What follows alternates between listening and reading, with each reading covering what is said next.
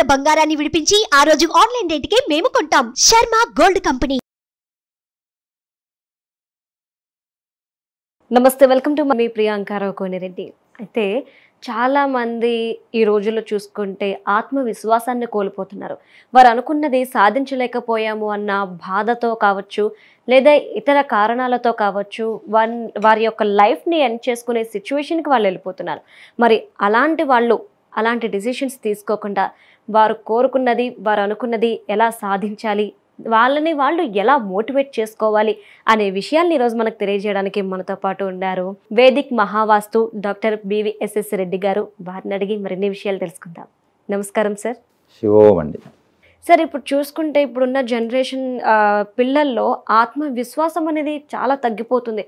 పక్క వాళ్ళు ఏదో అన్నారనో, లేదంటే అనుకున్నది సాధించలేకపోయామన్నో చిన్న చిన్న రీజన్స్తో వాళ్ళ ఆత్మవిశ్వాసాన్ని కోల్పోయి లైఫ్ని ఎండ్ చేసుకునే సిచ్యువేషన్కి వాళ్ళు వెళ్ళిపోతున్నారు. అంటే అసలు ఈ సిచ్యువేషన్ నుండి వాళ్ళు బయటపడాలి అన్నా, అలానే వాళ్ళని వాళ్ళు మోటివేట్ చేసుకుని అనుకున్నది సాధించాలి అంటే అసలు ఏం చేయాలి అంటారు? శివోం. ఇక్కడ మీరు అన్నట్లు ఇప్పుడున్న జనరేషన్స్లో చీటికి మాటికి వాళ్ళు విపరీతమైన నిర్ణయాలు తీసుకోవడం జరుగుతుంది. ఇక్కడ యాంటోనీ అనే ఒక హీరో వాళ్ళ కూతురు కూడా రీసెంట్గా విజయ్ యాంటోనీ వాళ్ళ కూతురు కూడా సూసైడ్ చేసుకోవడం జరిగింది. విచిత్రం ఏంటంటే ఆయన ప్రపంచమంతా తిరిగి మోటివేషన్ అందరికీ చెప్తూ ఉంటాడు. సో ఇక్కడ ప్రాబ్లం ఏంటంటే ఇక్కడ స్క్రీన్ టైంకు ఎక్కువగా అడిక్ట్ అవుతున్నారు. ఎంతసేపు అయితే మనం బ్లూ రేస్ ఏవైతే వస్తుంటాయి కదా, అది బ్రెయిన్ను నిద్రపోనివ్వవు. అలర్ట్ అనేటి అంటే మనకు బ్రెయిన్లో మెలనిన్ రిలీజ్ కాకుండా ఎప్పుడు అలర్ట్గా ఉంచడానికి ఉంటుంది. అంటే మన బ్రెయిన్కు గుర్తు ఏంటి, ఎప్పుడైతే మనం స్క్రీన్ చూస్తామో బ్రెయిన్ అలర్ట్గా ఉండాలి. Your ready to learn something, నువ్వు నేర్చుకోవాలనడానికి రెడీగా ఉండాలి. కాబట్టి ఆ రకంగా మెదడుకు అలసట అనేది అంటే విరామం లేకుండా కంటిన్యూగా అలసటను సృష్టించినప్పుడు అది డిప్రెషన్కి వెళ్ళిపోతుంది. ఇది ప్రధానంగా ఉంది. వీటితో పాటు తల్లిదండ్రులు కూడా వాళ్ళతో గడపడం అనేది తక్కువగా ఉంది.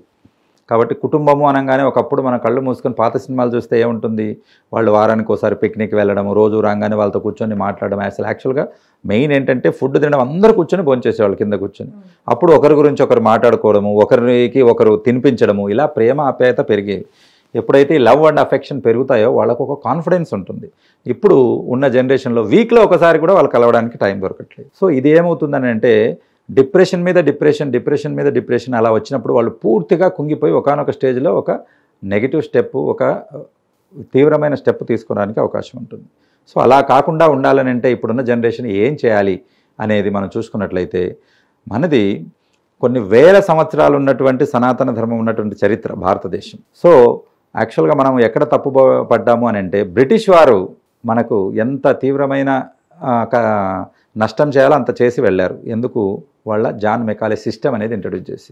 అంతవరకు గురుకులాలు ఉండేవి. గురుకులాలు అంటే గురువును మెప్పించి ఆయనకు సేవ చేసుకుని విద్యను పొందేవాళ్ళు, విద్య కొనేవాళ్ళు కాదు. ఇప్పుడు విద్యను అమ్ముకోవడం, కొనడం అనేది ఒక వ్యాపారంగా ఉంది.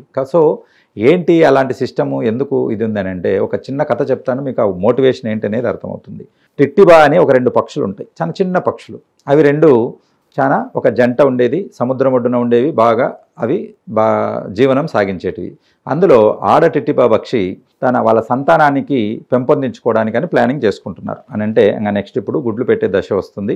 కాబట్టి మగ పక్షికి చెప్తుంది, టిట్టిబా పక్షికి, నువ్వు ఒక మంచి అనుకూలమైన ప్రదేశం చూడండి, ఎందుకంటే మనం గుడ్లు పెట్టి మన పిల్లలకు మనం సురక్షితమైనది ప్లేస్లో మనం పెట్టుకోవాలి అని అంటే, అప్పుడు మగ టిట్టిబా పక్షి ఏం చెప్తుందనంటే, సముద్ర పొడ్డు కన్నా సురక్షితమైన ప్రదేశం ఎక్కడుంటుంది, కాబట్టి ఇక్కడ పెడితే ఎవరూ రారు, ఇక్కడ సేఫ్ అని చెప్తారు. తనేమంటుంది, అలా ఎలా సముద్రం అలలు వచ్చాయనుకోండి గుడ్లు వెళ్ళిపోతాయి కదా, అందుకోసమని అంటే అప్పుడు మగ టిట్టిబా అంటుంది, ఈ సముద్రము నా పక్షి గుడ్లను తీసుకెళ్లడమా, అది అసంభవం, నేను ఇక్కడే నిలబడతాను, కాబట్టి ఇది ఎవ్వరూ తీసుకెళ్ళలేరు అని చెప్పంగానే అక్కడ సముద్రుడు వింటూ ఆయన కోపం వస్తుంది. చూడ్డానికి వేలడంత లేవు పక్షులు ఇవి నన్ను ఛాలెంజ్ చేస్తున్నాయా అని అంటే, సముద్రుడు ఏం చేయగలగుడులే అనేంత ఇది కాన్ఫిడెన్స్ ఇస్తుంది ఆడపక్షికి. అది చాలా ఆయన ఈగోని హర్ట్ చేస్తుంది సముద్రుడికి. కాబట్టి ఆయన చూస్తూ ఉంటాడు, వీళ్ళు ఎప్పుడు పక్షి గుడ్లు పెట్టాలి, నేను తీసుకెళ్తానని చూస్తాడు. ఆ టైం రానే వస్తుంది. కాబట్టి మగపక్షి చెప్పినట్లు అక్కడే ఇసుకలో గుడ్లు పెట్టేస్తుంది ఆడపక్షి. అది పెట్టడం ఆలస్యం లేదు, వాళ్ళు గూడు కట్టడానికని బయటికి వెళ్ళి వస్తువులు తీసుకొచ్చే లోపల సముద్రుడు వచ్చేసి ఆ ఉన్నటువంటి గుడ్లను సముద్రంలోకి తీసుకెళ్తాడు. రాగానే ఆడపక్షి మొదలు పెడుతుంది, నేను నీకు ముందే చెప్పానా, ఈ సముద్రుడు గుడ్లు సేఫ్ కాదు ఇక్కడ పెట్టడం అంటే నువ్వు వినలేదు, ఇప్పుడు చూడు గుడ్లు వెళ్ళిపోయాయి, కాబట్టి నువ్వు చెప్తే వినలేదు, నువ్వు చాలా మూర్ఖంగా ప్రవర్తించావు అని చెప్తాడు. అప్పుడు కూడా మగపక్షి ఏమంటుందనంటే ఇప్పటికైనా ఏమి ఇబ్బంది లేదు, మన గుడ్లు సముద్రుడు ఎలా వాపసు ఎందుకు రిటర్న్ తెచ్చి ఇవ్వడో నేను చూస్తాను, కంపల్సరిగా నేను నీ గుడ్లు నీకు వాపసు తెచ్చిస్తానని ఆయన శపథం చేస్తాడు. ఇప్పుడు ఆశ్చర్యపోతుంది, ఏంటి ఇప్పుడు కూడా మొండితనమేనా, ఇప్పుడైనా నువ్వు ఒప్పుకో, మనము అల్పజాతి పక్షులము, సముద్రుడికి ఎదురు వెళ్ళలేము, ఒక అల వస్తే ఇద్దరము కొట్టుకొని పోతాము, అలాంటిది ఈ సముద్రంతో పోటీపడి మన గుడ్లు మనకి ఎలా వాపసు తీసుకొని రాగలుగుతావు అనుకుంటున్నావు అని అంటే ఆయన తన ప్లాన్ ఎక్స్ప్లెయిన్ చేస్తాడు. ఏంటి అని అంటే మనము ఈ ఇసుకను సముద్రంలో వేసి సముద్రపు నీళ్ళన్నీ బయటికి తోడేద్దాం, అప్పుడు సముద్రుడే మనకు లొంగిపోతాడు అని అంటాడు. అంటానే సముద్రుడు నవ్వుకుంటూ ఉంటాడు, ఇంత చిన్న పక్షులు సముద్రంలో ఉన్న నీళ్లు బయటికి తోడేస్తాయా, ఆ ఇసుకను తీసుకొచ్చి నీళ్ళను బయటికి తోడేస్తాయా అని నవ్వుకుంటూ ఉంటాడు. ఇప్పుడు అవి ఏం చేస్తాయి, ఫస్ట్ పైకి ఎగురుతాయి, సముద్రంలోకి వెళ్ళి వాళ్ళ రెక్కలు తడుపుకుంటాయి, ఆ నీటిని తీసుకొచ్చి బయట వదిలేసి ఇక్కడున్న ఇసుకని తీసుకెళ్ళి అక్కడ వస్తుంటాయి. అలా వేస్తూ ఉంటే నవ్వుకుంటూ ఉంటాడు. వెంటనే అక్కడికి ఇంకొక 2 పక్షులు వస్తాయి. ఏం చేస్తున్నారు మీరు అని అడగానే వాళ్ళకి మొత్తం స్టోరీ చెప్తుంది. ఇలా మా గుడ్లు తీసుకెళ్లారు, కాబట్టి మేము సముద్రంలో నీళ్ళన్నీ బయటకు తీసేసి మా గుడ్లు మేము వెనక్కి తీసుకోవాలనుకుంటున్నాము అనగానే, ఓహో మన పక్షి జాతికి మనం సాయం చేయాలి కదా, మనుషుల మాదిరి కాదు అవి, బిజినెస్ మాదిరి, సో అవి ఒకటే జాతికి మేలు చేసుకుంటాయి, కాబట్టి మేము కూడా వస్తామని 2 పక్షులు యాడ్ అయ్యాయి. అలా చేయంగానే ఇంకో ఒక జాతి పక్షులు వచ్చాయి. ఇలా ఒకటికి వచ్చి కొన్ని లక్షల పక్షులు రావడం మొదలు పెడతాయి.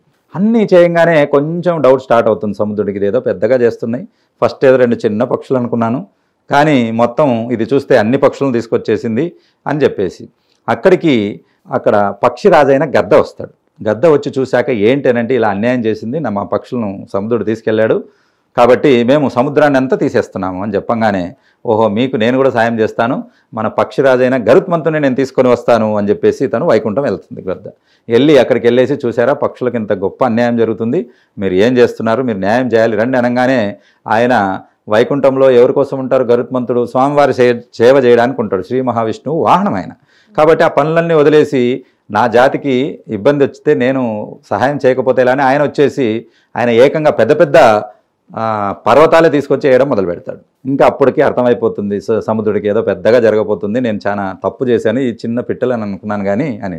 ఇంత లోపల ఎమర్జెన్సీ ఒక పని పడుతుంది ఎవరికి, శ్రీ మహావిష్ణువు గారికి. అయితే వెంటనే పిలవండి, మనం ప్రయాణం బయలుదేరాలంటే ఇంకెక్కడ లేడండి, గరుత్మంతుడు ఒక పని మీద వెళ్ళారని అంటే, ఏంటి పని అని చెప్పేసి అక్కడికి విజయుడు అని ఉంటాడు, ఆయన పంపిస్తాడు. విజయుడు అక్కడికి వెళ్ళేసరికి స్వామివారికి క్షమాపణ చెప్పండి, నా పక్షి జాతికి చాలా ఎమర్జెన్సీలో ఉంది, వీళ్ళకి నేను సాయం చేశాక నేను అక్కడికి వస్తానని చెప్పండి అనగానే కోపం వస్తుంది విష్ణువుకి. అసలు ఏం జరుగుతుందని ఆయనే వస్తారు ఏకంగా అక్కడికి.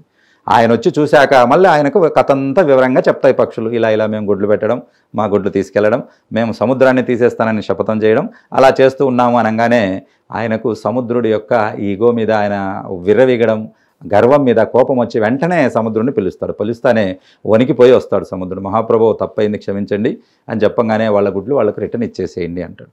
రిటర్న్ ఇచ్చేయంటానే తీసుకొచ్చి ఆ పక్షులకు రిటర్న్ ఇచ్చేస్తాడు. ఇచ్చేశాక అప్పుడు గరుత్మంతుడు ఆయనకు థ్యాంక్స్ చెప్పి నా పక్షి జాతికి మేలు చేశారని చెప్పేసి ఆయన వాహనంగా మళ్ళీ ఆయన పనికి పోతాడు, ఎవరి పనులకు వాళ్ళు కనెక్ట్ అవుతారు. సో దీంతో మనకి ఏమర్థం అవుతుందని అంటే, వేలడంత లేని పక్షులు 3 వంతులు ఉన్నటువంటి సముద్రుడిని వాళ్ళని భయపెట్టగలిగి పని చేయించుకోగలిగారు. ప్రతి ఒక్కరూ ఇది ఆలోచించాలి. ఎక్కడ లాస్ అవుతుందని అంటే సంకల్పం, ఆ దృఢ సంకల్పం, ఆత్మవిశ్వాసం అనేది తగ్గిపోతుంది. ఈ పని నేను చేయగలనా అనుకున్నప్పుడు క్వశ్చన్ మార్క్ వస్తే మీరు ఆగిపోతారు. చేయగలను అనేది మీరు పెట్టుకుని కామా పెట్టుకుంటే ఆ జర్నీ స్టార్ట్ అవుతుంది. ఎదుటి వాళ్ళు మీరు కంపల్సరిగా వాటితో పోటీపడి గెలవగలుగుతారు. సో అది ఇప్పుడు గెలవాల్సింది ఎవరి మీద, మీ యొక్క డిప్రెషన్ మీద.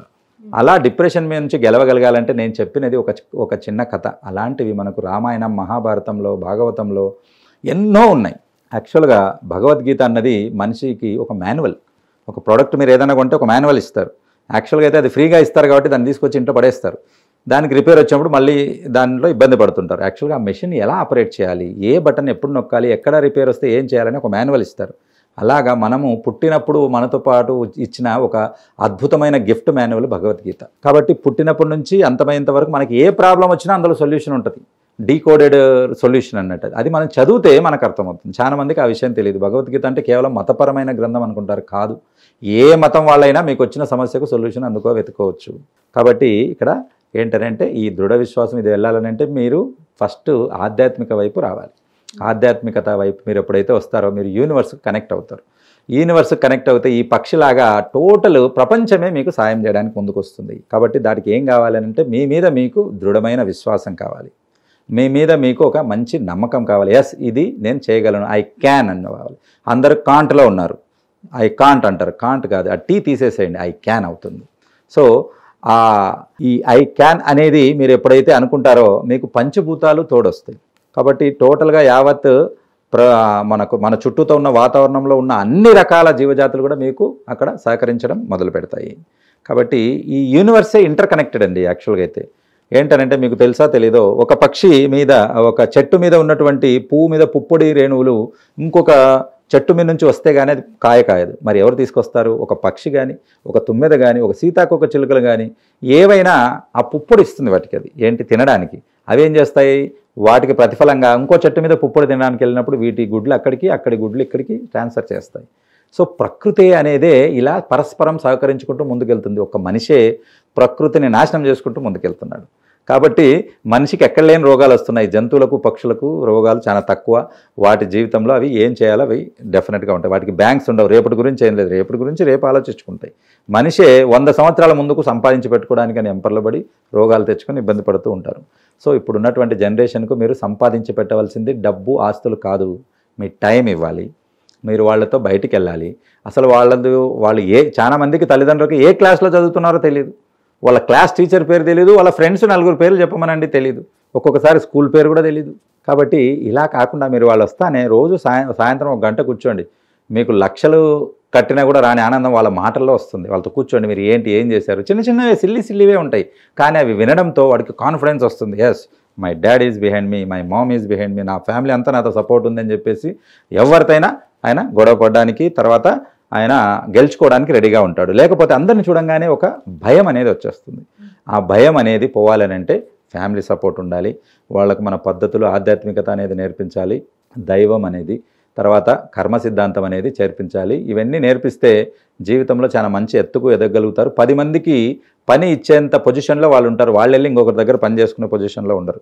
కాబట్టి ఒక ఎంటర్‌ప్రెన్యూర్‌గా మీరు రెడీ చేసుకోవచ్చు. శివు ఖచ్చితంగా సార్, ఈరోజు మీరు చెప్పిన మాటలు వింటే ప్రతి తల్లిదండ్రుల్లో కూడాను మార్పు అనేది వస్తుంది. ఎవరైతే ఈ లైఫ్ని ఎండ్ చేసుకోవాలి, ఇంతే మా లైఫ్, ఇంతటితో ఆగిపోవాలి అనుకునే ప్రతి ఒక్కరికి కూడాను ఈ మాటలు ఏవైతే ఉన్నాయో అవి ఒక స్ఫూర్తిని కలిగిస్తాయి. అట్లనే వాళ్ళలో ఆత్మవిశ్వాసాన్ని కూడా పెంచుతాయి. Thank you so much sir, ఇంత మంచి మాటలు మాకు చెప్పినందుకు.